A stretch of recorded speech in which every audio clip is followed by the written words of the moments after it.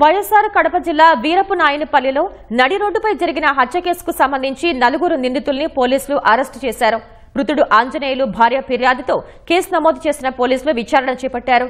ఇంటి గోడ స్థలము భూముల విషయంలో చాలా కాలంగా ఇరు వర్గాల మధ్య గొడవలు ఉన్నాయని పోలీసులు తెలిపారు. నిందితులు నరేష్, నవీన్, భోగాది, రెడ్డి మహేష్లను కోర్టులో ప్రవేశపెడతామని పోలీసులు వెల్లడించారు.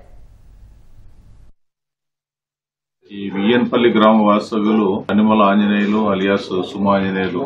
అతను ఆ విఎన్పల్లి సెంటర్ నుంచి ఇంటికి పోతా ఉంటే భోగాది అనే అతన్ని వెనక వైపు నుంచి ఆ టర్నింగ్ లో తలపైన కొడతాడు.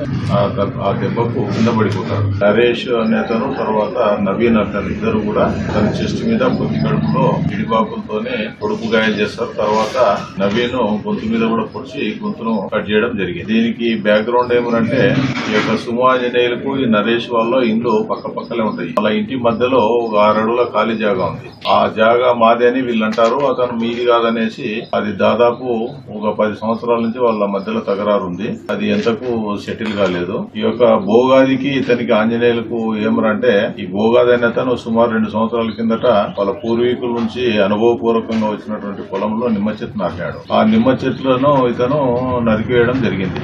24లో కేసు కూడా కట్టడం జరిగింది. దానివల్ల వీళ్ళు ముగ్గురు ఇన్వాల్వ్ అయినారు.